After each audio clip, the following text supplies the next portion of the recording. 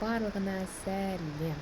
Бүгін біз сын есім тақырыбын ОПТ-да жиі келетін компаратив және суперлатив тақырыбын талдайтын боламыз. ОПТ тақырыптарының біріне жатады. Сондықтан да маңызды тақырыптардың бірі. Мүмкін ең маңызды емес шығар, бірақ та сәйкестендіру және тест сұрақтарында осы тақырып келуі мүмкін. Әлбетте сын есімнің көптеген ережелері бар. Соның бірі компаратив және суперлатив adjectives болып табылады. Қазақ тілінің ережесінен алған кезде бұл сын есімнің түрлері болып табылады. Жалпы adjective дегеніміз бұл жай ғана ағылшын тілінің сын есімді білдіреді. Big, small, good, important біз күнделікті өмірде қолданатын ағылшын тіліндегі сын есімдер adjectives болып табылады. Меніңше бұл барлығына түсінікті сын есім не екені және ағылшын тіліндегі сын есімдер. Мен осы жерге арнайы сөздер қойып қойдым, яғни бізге түсініктірек болу үшін алдағы уақытта. Себебі ең алдымен компаратив, суперлативті білмес бұрын біз міндетті түрде adjective'тің не екенін білуіміз керек. Енді компаратив adjective туралы айтсақ. Компаратив adjective бұл қазақ тілінің ережесінен алған кезде дәлме-дәл сөзбе-сөз аударған кезде салыстырмалы шара деген мағынаны білдіреді. Ең бірінші мен мысалды оқиын, содан кейін барып оны түсіндірейін. Мысалы, мынандай сөйлем бар. My cat is smaller than your cat. Менің мысығым сенің мысығыңнан қарағанда кішкентайырақ дейді. Бұл жерден біз не байқап тұрмыз? Бұл жерден біз бір нәрсені екінші нәрсемен салыстыруды байқап тұрмыз. Менің мысығым сенің мысығыңнан қарағанда кішкентайырақ. Яғни салыстырып тұр ма? Я, салыстырып тұр. Бұл жерде бұл ереженің өз атауы айтып тұр. Comparative, яғни салыстырмалы деген мағынаны білдіреді ағылшын тілінен аударған кезде. A car is faster than a bike. Көлік велосипедке қараған кезде жылдамырақ дейді. Бұл general fact, көліктің велосипедтен жылдам екені бұл барлығымыз білетін жағдай. Сол себепті біз оған айтамыз, одан қарағанда жылдамырақ, одан кішкентайырақ деген секілді. Яғни бұл жерден біз нені түсініп тұрмыз? Бұл жерде adjective және оған жалғау year деген міне осы жалғауды қосу арқылы бізде салыстырмалы шара жасалды. Және than бұл жай ғана қосымша сөз, бірақ оны әрдайым қолдану керек. Себебі бұл қарағанда дегенді білдіреді. Біз мысалы айта алмаймыз ғой, менің мысығым кішкентай сенікінен. Бұл сөйлеу тәртібі бойынша және сөйлемді құрау тәртібі бойынша қате болып табылады. Сол үшін біз әрдайым қарағанда деген сөзді әлде қайда деген мағынада thanді міндетті түрде қолданатын боламыз. Және дәл солай басқасында да. Келесі формда, келесі мысалды оқысам, English is more interesting than math. Ағылшын математикадан қарағанда әлде қайда қызықтырақ. Міне, мағынасы осы сөз аударылғанда сөйлем осылай аударылады. Бұл жерден біз байқап тұрғанымыз, салыстырмалы, бірақ та басқа формада жасалып тұр. Яғни оның алдына more және adjective қосылу арқылы жасалып тұр. Яғни бұл жерде ешқандай жалғау жоқ. Жай ғана more сөзі оның алдына қосылып тұр. Бұл жерден біз нені түсінеміз? Егер де сын есім бір немесе екі буыннан тұрса, онда біз оның артына жай ғана жалғауды қоса саламыз. Ал егер де сын есім бізде осындай ұзын сөз болса, яғни екі немесе одан да көп буынды болса, онда біз оның алдына more қосамыз. Себебі біз оған қосымша жалғау қоса алмаймыз. Бұл ағылшын тілінің ережесі болып табылады. Оны ажырату өте оңай. Егер де ұзын сөз болса, оның алдына more қосамыз. Егер де қысқа сөз болса, оның артына er қосамыз. Меніңше өте оңай құрылымы жаттап алуға болады. Мына мысал таламай қосақ, себебі оған жеке мысал болады. Келесі бұл суперлатив. Суперлатив adjective дегеніміз өз атауы айтып тұрғандай супер, яғни ең күшті, ең мықты деген мағынаны білдіреді. Және ол қазақ тілінен күшейтпелі шырай деп аталады. Күшейтпелі шырай дегеніміз осы ең жоғары бір топтың ішіндегі, бір нәрсенің ішіндегі ең күштісі, ең үлкені, ең мықтысы деген мағынаны сипаттау үшін арналған. Бұны біз негізі күнделікті өмірде бұл өте маңызды болып табылады. Бұл тақырып, себебі ағылшын тілінде сөйлеген кезде сен өз ойыңды жеткізу үшін осы ережені қолдануың керек. The plus adjective дегеніміз бұл осының құрылымы. Давайте мен бірінші мысалды оқайын. Mount Everest is the highest mountain. Эверест әлемдегі ең үлкен тау дейді. Ол general fact, яғни Эверест әлемдегі ең үлкен тау болып табылады по факту. Және біз оған не істейміз? The highest, яғни the-ні біз егер де бізге жаттау қиын болса, the-ні біз ең деген сөзге аударып алсақ болады. Сол кезде бізде ең үлкен тау, сөз шығып тұр. The highest, ең үлкен тау деген мағынаны білдіріп тұр. This is the smallest apple. Бұл ең кішкентай алма дейді. Бір нәрсеге указать етіп тұр. Мынау ең кішкентай алма. Бұл жерде түсініп тұрғанымыз бізде форма былай жасалады. Adjective plus s. Көріп тұрмыз ғой. Осы бір бөлік жалғау оның артынан жалғанып тұр. Дәл сондай компаративте қандай болды? Суперлатив дәл солай.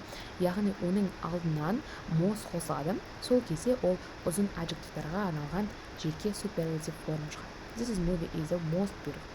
Мынау фильм ең әдемі фильм деген мағынада болып тұр. Көріп тұрғанымыздай, оның алдына жаңа most қосылды және the суперлатив жағдайда міндетті түрде әрдайым жүреді. Компаративтің қасында бізде әрдайым then жүрсе, онда суперлативтің жағдайында әрдайым қасында the жүреді. Бұл міндетті болып табылады және мағынасына да өте маңызды. Бұл жерде бізге жаттау керек зат тек қана оның ұзын қысқа сөздердің артынан қандай қосу керек екен. Жалпы өте оңай тақырып, өте жеңіл, жаттауға да, түсінуге де. Егер түсініп алып практика жасаса, тез жатталып кетеді. Бастысы көптеген сын есімдерді білу. Сол үшін бір 4 сын есімді алып келдім. Осыны талдай өтсек, қысқа және ұзын екеуі де бар. Мысалы, big, bigger, the biggest. Бұл жерде біз қазақша көретін болсақ, үлкен деген сын есім. Үлкенді біз компаратив қалдырған кезде ол үлкенірек деген болды. Ал үшінші формада, яғни суперлатив формада бұл the biggest, ең үлкен деген мағынаны білдірді. Nice, nice is the nicest, funny, funny is the funniest. Яғни көңілді, көңілдірек, ең көңілді. Мағынасы тек осы. Сын есім осылайынан ауысып тұр. Салыстырмалы түрге, күшейтпелі түрге болды. Осы арқылы сөйлемдерді құрай береміз. Ал жалпы сөздің ережесі осындай болып табылады. Interesting, more interesting, the most interesting. Көріп тұрғанымыздай, жай ғана мына жерде more қолдансақ, мына жерде most қолдандық. Қатты бір үлкен айырмашылық жоқ. Бірақ та біреуі суперлатив, біреуі компаратив жағдайында қолданады. Келесі бұл irregular adjectives. Жаңа мен айттым, оларға жеке белгілі бір түсіндірме болады деп, себебі бұл ережеге бағынбайтын өзгеше сын есімдер табылады. Оларды ерекше сын есім дейді, немесе ережеге бағынбайтын әрдайым бір ережелер болады ағылшын тілінде. Солардың бірі десек болады. Irregular verbтар бар, irregular situationдар бар, ағылшын тілінде. Соның біріне осы adjective жатады. Олар өзі нормальный түрінде, яғни база түрінде, оларды біз good, bad, far дейміз ғой, және оның қасына жаңағыдай мен түсіндіргендей ереже бойынша ер немесе the most, the more деген секілді алдына сөздер қосылмайды. Ол өзінің формасын толықтай өзгертеді. Бұл ешқандай түсіндірмеге жатпайды. Себебі бұл ағылшын тілінде жасалған ереже болғандықтан оны ешқалай өзгерте алмаймыз. Тек қана жаттау керек. Good, better болып ауысады. Одан кейін суперлатив формада the best болып ауысады. Бұл Google-да әр бір жерде бар. Бұны жай ғана кестесін алып жаттап алсақ болады. Қатты көп сөздер емес, ары кетсе 5-6 сөз. Bad, worst, the worst. Суперлатив формада the worst ауысты, компаратив формада worst ауысты. Ал оның алдында ол мүлдем басқа сөз bad еді. Дәл солай басқаларды. Тура сондай. Мына жерде many, much, less дегендерді де жеке тақырып жасау керек, себебі бұлар өзінің қолданудың жеке бір түрлері болады. Қай жерде қандай сөз қолдану керек екен. Ал былайынан adjective ретінде түсіндірсек, әлбетте ол өзінің түрін ауыстыратын болады. Мысалы, this cake is better than yesterday's cake. Мынау пирог жақсырақ кешегі пирогтан, бұл жерде түсінікті, салыстырмалы түрде айтып тұр, better деп, оның алдында ол good болған, жақсырақ кешегіден қарағанда. Today is the worst day, бүгін ең нашар күн. Бұл жерде бізде superlative формаға ауысып тұр, ең жаман, bad дегенде ол the worst day деп айтып тұр. Бұл сондай ереже, бұны жай ғана жаттап алу керек, сол кезде қолдануда оңай болады. Бірақ та егер де бұл тағы осындай сұрақ келіп қалса, онда біз оған қалай ответ береміз? Ол шатастыруы мүмкін ғой деген сұрақтар келуі мүмкін. Бірақ та ондай қатты шатастыратын сұрақтар келмейді деп ойлаймын. Мен матчқа қатысты мүлдем adjective жағдайында сұрақтар келмейді. Оны more, the most-қа ауыстыр деп ешкім айтпайды. Себебі мен матчқа басқа сұрақтар келеді. Ол жерде уже countable, uncountable, вот сондай сұрақтар келеді. Сондықтан даже little less, the least бұған да adjectivетен мүлдем негізі сұрақ келмейді. Сұрақ келсе, осы good, bad, farдан келуі мүмкін. Одан кейін басқа да ескерткен келеді. Жалпы irregular adjectivетен негізі good пен bad қана келеді көбінесе. Басқаларын мен келген өзім жеке байқамадым. If жаттаған кезде, база жаттаған кезде мен ондайларды байқамадым. Сондықтан да ешқандай коркуудан кажети жок. Бул сөздөр негизинде кездеспейт. Бирок та жагана өзүбүз билип жүргөнүбүз жакшы. Ол сөздөрдүн ауысатынын. Келесі бұл дегеніміз орфографиялық жазулардың түрлері болып табылады.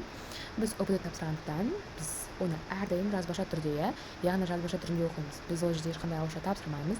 Сол себепті ол жерде бізде орфографиялық қателермен де бізді шатастыруы мүмкін. Яғни әртүрлі варианттар келеді, сәйкестендірулер келеді, және ол жерде қате осы жай ғана жазылуында болуы мүмкін, иә. Сізге happy емес, білмеймін, happy ердің қасына жай ғана ер жалғауын қосу арқылы немесе more happy деп осылай шатастыру мүмкін. Сол кезде біз оның жазылу түрін білуіміз керек. Әрдайым оның жазылу түрін, яғни егер де ол дауыссыз дыбыспен аяқталса, мақұл. Ондай болса ол ер мен с жалғауы қосылып жаңағы ережеге бағына береді. Ал егер де ол дауысты дыбыспен аяқталатын болса, осындай, ол жерде бұл әріп түсіп қалады да, ол happy ерге ауысатын болады. Дәл солай бүкіл осылай аяқталған, дауысты дыбыста аяқталған сөздер осылай ауысатын болады. Және nice деген жерде бізде сондай емен аяқталып тұр, иә. Біз оның қасына келіп тағы да е қоспаймыз. Бұл түсіп қалады бұлар. Кейіннен жай ғана жалғанатын болады. Дәл солай емен аяқталған барлық сөздерге қатысты. Бұл жай ғана мысал ретінде көрсеттім, бірақ та бұл жалпылама барлығына қатысты болып табылады. Ал егер де дауыссыз әріптен аяқталса, например, белгілі бір z-пен аяқталса, p-мен аяқталса, онда бөлек жағдай болады. Онда general ережеге бағынатын болады. Келесі бұл дәл сондай практис бөлімі, жай ғана білімімізді нақтылау үшін, талдау үшін. My bag than yours деген сөздер. Бұл жерде біз қандай сөз қою керек екен? ОБД-да сіздерге бұндай сұрақ келмейді. Бұл жерде варианттар болады, иә, варианттармен жұмыс жасауға болады. Бірақ та бұл өзіміз түсіну үшін, менің сөмкем сенікінен қарағанда деп айтқан кезде сіздер не қоюларыңыз мүмкін? Әлбетте сіздер бұл жерде салыстырмалы снесін қоясыздар. Comparative, яғни бұл жерде сіздер more beautiful, bigger деп айтсаңыздар болады, иә. My bag is bigger than yours. Яғни бұл жерде белгілі, сіздер күшейтпені қоймайсыздар. Себебі бұл жерде than деген сіздерге көмекші сөздер. Келесі бұл today. Today is day of the week деп тұр, иә. Бүгін аптаның бір күні деп тұр, иә. Бұл жерде ешқандай салыстырмалы көріп тұрған жоқпыз. Яғни бұл жерде нақты мағынасына үңілсек, бұл жерде superlative form қойылатын болады. Дәл сондай қалаған сөздерді қосаңыздар болады. Бүгінгі сіздердің күндеріңіз қалай өтті, мысалы. Бүгін ең жаман күн ба, ең жақсы күн ба, ең қызықты күн ба? Дәл солай айтасыздар. The funniest day, the best day, the worst day деген секілді қойсаңыздар болады. This is movie ever. Мен өмірімде көрген фильмнің ең күштісі, ең жаманы. Дәл солай бұл жерде мағынасын түсіну мақсатында жаздым. Яғни сіздер өздеріңіздің қалаған сөзіңізді қойасыздар, бірақ та ең бастысы бұл жерде comparative және superlative жағдайлардан шатаспау болып табылады. Осымен негізі сабақ аяқталды. Меніңше барлығы түсінікті болды. Соңғы мысалды талдамасақ та болады. Негізі бұл жерде көрініп тұр тоже comparative екені, иә, then осымен болды. Меніңше сабақ түсінікті болды. Келесі уақытта практикасын жасайтын боламын, және сол арқылы практика жасап, сөздерді жаттап, тақырыпты толықтай меңгеріп алуға болады. Түсінікті болды деп ойлаймын сабақ. Сау болыңыздар.